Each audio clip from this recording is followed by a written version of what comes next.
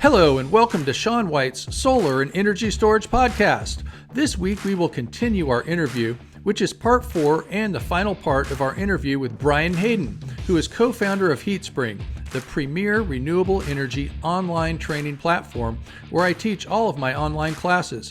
Brian is also a serial entrepreneur and teaches an entrepreneur class at the University of Michigan Center for Entrepreneurship. Part of his course includes his podcast that I recommend, Finding Your Venture. In this show, we will cover drones, space, making online class content, how COVID affects the solar industry, a view of the solar industry as we step back some time and blur out the ups and downs, and what good online training looks like. To find out more about this podcast or HeatSpring online training, where Sean has now had 15,000 students sign up for his online classes, go to solarsean.com. Let's get on with the show. Where do you draw the line between being a renewable energy course and not being a renewable energy course? I know for a time there, I'm pretty fascinated by space, and you guys had some space classes. Yeah. I thought that was super cool. Me too. I know. I loved that. That was a really fun project. Yeah, that's my hobby, is being an astronaut. Oh, so cool. Yeah, I feel like I don't know where to draw the line. We just launched a series of drone courses. And to me, that's only a half step away because so many solar companies are using drones. I thought it was a solar class because that's a lot of ways that people do site surveys these days. 100%. And that's most of what it is. But the course is organized in a way that it doesn't have to be a solar course. I think maybe most of the people that are taking it are solar installers, but there are some who are just using it for other things. That's an example of kind of taking a half step away. The space course, man, that was a real big leap. And I think in some ways I did that because I thought it was so much fun to try to go learn a new industry. And probably, subconsciously, Elon Musk was probably making a connection that in my mind that wasn't necessarily obvious to everybody else. But, the fact that we need to think about better ways to use our resources on Earth, and then we need to be thinking about what lies beyond Earth. And so that was sort of the way we made that connection. I spent a lot of time going to space conferences and meeting people and trying to figure out how we could figure out something tangible that could have an ROI for people. And there have been lots of businesses that have been successful, but the number was just too small.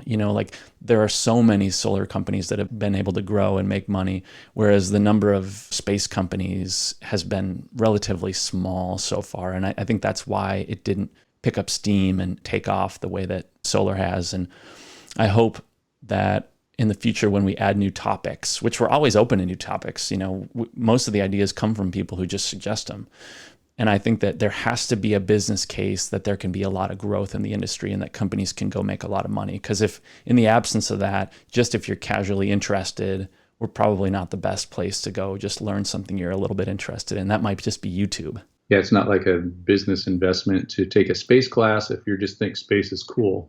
Right. Then you want to go to the Space Center and go to space camp for a week, which is incredible, but we're never going to be able to do that as well as somebody else. Yeah, it might be kind of like the wind industry. Like, I don't think we have any wind classes. And it's like, to get involved in wind, you have to have $1 billion. If you want a wind company, you need $1 billion. Yeah, no, that's right. We've solar company, you get a solar module. Totally. Yeah.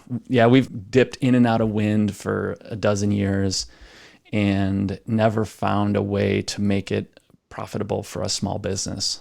Yeah, it's just like the small wind turbines don't have that ROI that a large one does. The bigger they are, the bigger the ROI. Yep, exactly right. And solar has pretty much put small wind out of business. Yep. The closest we've come is, back to the drones, is that most wind turbine inspections happen via drone now. And there are a lot of big service companies that provide that. And more companies are thinking about taking that in-house. And so we do see a little bit of an opportunity to provide an ROI in that way. But, we're not doing any like how to install a giant wind turbine offshore.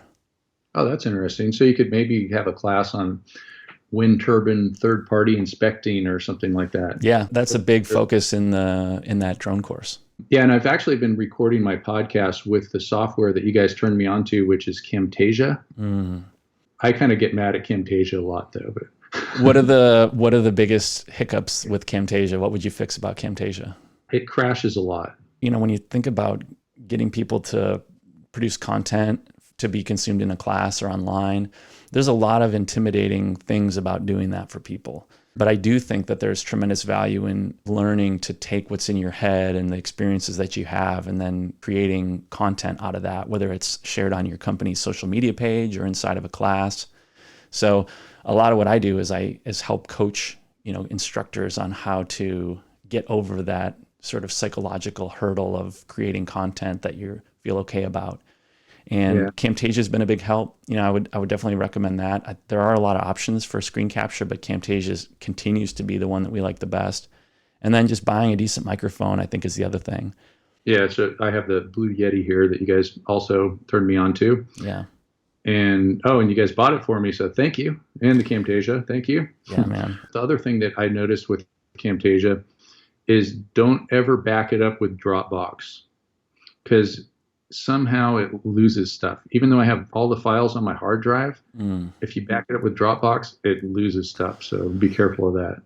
Yeah, I consider myself pretty tech savvy, and I have struggled with Dropbox and some of those remote backup services. I can never quite figure out when it's saving to my machine and when it's not, and I still struggle with that too. I guess I was just also going to ask you about, what else do you do? So you work at this Center for Entrepreneurship at the University of Michigan, and they also call that Big Blue, right? University of Michigan. Yep. Yeah, Michigan is a giant state school here in Michigan, Ann Arbor, Michigan. And that's where I went as an undergrad, and I moved away for a long time. I lived in Oregon, I lived in Boston, Chicago, and then I moved back here because I was having kids, and it was just easy to be around my wife's family, and my folks are in Chicago. So when we moved back here from Boston, I was nervous about just living in a small market, frankly, and not meeting people that like to start companies. And so I was very worried about that. I went to tons of networking events and met a ton of people. And I met a guy, actually Thomas Zerbuchen, who he started the Center for Entrepreneurship inside the engineering school at Michigan. He has since left and gone to NASA, and he runs, man, you would love this guy, Sean. He runs NASA's like civilian space program, like all the stuff NASA does to engage. Anyway, he's an astrophysicist. When I first met him to go co-teach with him, he was deciding on whether to hit the thrusters on a satellite. I walked in on a conference call, and he was like, just sit down, and they were debating, whether or not to hit the thrusters. So anyway, he started. Don't let me interrupt you then. Yeah. So he started the Center for Entrepreneurship, and he and I co-taught for a little while because he had actually never started a business. He just thought entrepreneurship was cool, and he's kind of an interesting person. So I got in the classroom, and I just loved it. I just thought it was so fun to share the experiences I was having with people, because when I was in school, I always wanted to start a business, but I didn't really see a role model or know, what that looked like. And so it felt very risky to me. And it felt like you had to be like Mark Zuckerberg, or, you had to do something crazy. What I've come to realize is that it's just a career path that's open to anyone at any time. And you can do what you're good at just for yourself. And I thought that was a cool message. And I've taught 15 semesters. It's mostly undergrads, but also some grad students. It's 1 day a week, just a couple hours, and I love it. I would never want to be a full-time teacher. I think that would be hard for me, but I always want that to be a part of my life, and just interacting with, again, it comes back to the people, interacting with those students is an insurance policy against getting too old and out of touch, I think. And so I hope to do it for a real long time. Great. Okay, cool. Tell me about some business lessons that you've learned from watching the ups and downs in renewable energy. Renewable energy has been a really hot and cold market these last 13 years. There's cycles that the market goes through, and the cycles are kind of exciting and kind of scary too when you've kind of bet your business on it. What I've come to realize is that we're on the right side of history, and renewable energy and solar especially has reached a point where it's not going to go away. And that feels really good. And it feels good to sort of exhale in that space and know this is happening. And there was a time back in 06, 07 when that wasn't necessarily true.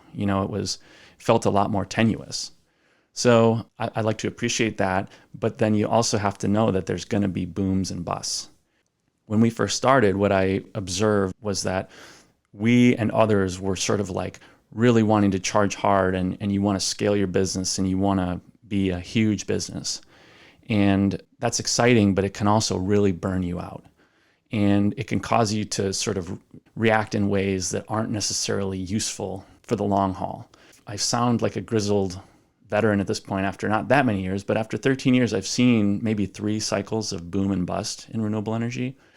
And what I've learned is that you have to plan and think for the long term. And the companies that are sort of succeeding and have continued to thrive through the different cycles have always kind of acted in ways that they can be proud of all along the way. They've always treated people well.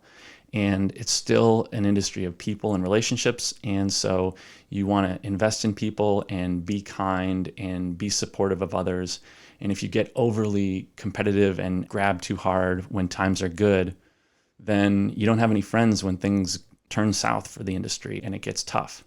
So I just think being supportive and collaborative and investing in people and relationships as the industry continues to grow, which I think at this point is undoubtedly going to happen. It's not going to happen in a linear way. It's not going to happen in an exponential way. It's going to be kind of up and down, but it's going to keep happening. It just has to. And so doing your best and treating people right is the way to survive in any market. Yeah, one of the things I've noticed too, especially in the 10-year ago time frame, is that a lot of renewable energy policy kind of drives things and on the state level. So you would have like big, Massachusetts had some SRECs, New Jersey had SRECs, Ontario, Canada had the feed-in tariff, and it was like gold rush time. And then it was, talk about boom and bust. I remember even in Pennsylvania too, like they had some rebates and SRECs there. It was takeoff time. And I can remember with some of these booms, we would have 30 people in a class paying $3,600. And the people running those classes, they would start hiring people and buying classrooms and all that. And then 6 months later, that boom wasn't happening anymore. Other training providers would move in. And I remember seeing too, a lot of these live training providers were kind of cutthroat and, not paying me and all that kind of stuff. So I've really enjoyed working with you because it's just been all good. Everything's mutually beneficial. Yeah. Thanks, Sean. Yeah, you too. Yeah. Right now, one of the things that we're seeing is solar is getting super cheap. And so even in your area in Michigan, where there's not much in the way of incentives, solar is starting to take off. So in the Midwest, Chicago, all that. Finally. It's kind of exciting. And I kind of think of that growth there being more sustainable and less apt to booms and busts because it's not depending on incentives. It's just solar's cheap. Yeah, that's the best kind. Yeah. But I mean, you can get some places where the inspection departments hate solar and then they make it tough. And, Here's another question. What are we observing from our position in the industry during this coronavirus pandemic? I think there's a lot of debate about the long-term effects of COVID and all the social distancing that we're doing and the breaks that people are having to take from their jobs. One of the things that I've been interested in is, are solar companies going to be able to keep working? And I think the answer is it's kind of spotty right now, as you said earlier. I do think that construction will bounce back relatively quickly as the economy starts to open up. I think if you were in the events business or if you were, had a stadium where you had rock concerts, your life is going to change a lot more fundamentally than construction and solar. So I do think that's good news for construction and solar and just the industry in general. Obviously power companies, that's critical infrastructure, so that's not going to go away. So, where we sit in the industry, I think is relatively good compared to say like food service or a lot of other parts of the economy that are going to be hit really hard. I do observe that more and more groups are learning together, and that's been something that always made sense to me, but it never really happened. And now that people have this extra time, that we're all spending at home and we're seeking experiences with our coworkers and families and doing more Zoom calls, we're definitely seeing that. and we're seeing more and more use of the platform. We just got a huge bill for, video hosting, which it's the biggest one we've ever gotten. And it's just because more and more people are home. They got more time to learn stuff. And that's kind of cool. Oh, so that means that more and more people are watching our videos. Yeah. More people are just actually doing the classes. So you guys kind of have a bandwidth bill? Is that sort of what that is? Totally. Yeah. It's just a fundamental part. If you're going to serve up content online, that's always going to be part of your business. And it's kind of an interesting metric to track over time and see not just how many people are signing up, but how many people are actually doing stuff and using it. So it's fun to watch that. Great. So Brian, tell me about your podcast. My podcast it tracks alongside my University of Michigan entrepreneurship course. And what I realized is that the favorite part of my class was always the guest speakers. People would come in, they'd tell their stories, and it was very inspiring for the students to listen to stories from the real world. But it was very hard for me to predict what sort of lessons or stories were going to get told. And it was also a big ask to get people to come into my class all the time. So I love podcasts. I love listening to podcasts. And so I decided a podcast is a perfect format to collect stories that illustrate the points from the class. And so every episode of the podcast illustrates some lesson that I teach in the class, and it's kind of paired with an interesting story. So the class is called Finding Your Venture. The podcast is Finding Your Venture. And, it's available on iTunes, Spotify, whatever. It doesn't have a huge following or anything. I don't expect to get, famous from it, but man, it's so fun to do. And I love talking to people in that format. So anybody can check it out. I noticed on your LinkedIn page that one of your careers is storyteller. I've realized that telling stories we do it all the time, and sometimes we do it well and sometimes we do it badly. And I realized a couple years ago that if I could get really good at one thing, I'd love to be a great storyteller, and I still have a long way to go. I think it's just an important skill. So Brian Hayden, any relationship to anti-war protester Tom Hayden? No, I do have an Uncle Tom Hayden who is a really interesting and unconventional dude, but it is not the famous Tom Hayden. I don't know of any direct tie to... You're probably not going to protest at the Democratic convention or anything like that. Then No, that would be really cool. Yeah. But no, I'm a little more conventional. And then for our younger people out there, that's some 60s reference, I guess, that happened before even I was old enough to know what was happening. So. Yeah, back in the 60s. I just want to say, you have done just such a great job. And what I especially appreciate about you is your availability inside the classes and your willingness to engage with people on an ongoing basis. I think that's hugely valuable. And I think people appreciate that a lot about your classes. So I just want to say thanks for doing that and helping so many people learn this stuff. Thanks, Brian. Yeah, I noticed that I've been spending sometimes 2 hours a day during this epidemic answering questions, because there's been a lot of questions, and I kind of have some lengthy answers, and I answer questions every day. So that's one of the reasons I think people like my classes. Yeah, it matters. That's what people come for, and you're doing a great job, and I appreciate it. Yeah, it's not like they're just buying some video that somebody could steal, Totally. Yeah. Do you think they are stealing our classes, playing them in China? Yeah. Probably. On the street corner in Beijing? Probably. But, there's only so much you can do, but the value is in interacting with you. It's interacting with the other people. It's in earning the credits toward a certification that matters and means something. So, there's only so much you can get out of a video. Great. Well, thanks so much, Brian. And it was really good to talk to you again. I know that we talked a lot, I think, when I first signed up around 2014. And then a year or so later, you went off and started doing other things and weren't heavily involved with HeatSpring. And it's nice that you've been back for the last few months, too, doing more stuff with HeatSpring. Good to be back involved on a day-to-day basis. I love the business. I love working with people like you. Cool. Thanks. Thanks, Sean. Thanks for listening to Shaun White's Solar and Energy Storage Podcast. Today's interview was with serial entrepreneur Brian Hayden, co-founder of HeatSpring, and who you can also contact for group rates. In fact, this morning, he just signed up a huge group. To find out more about Shaun White, his online classes, or to hire Shaun for in-person classes and consulting, go to solarsean.com. Enjoy the rest of your day.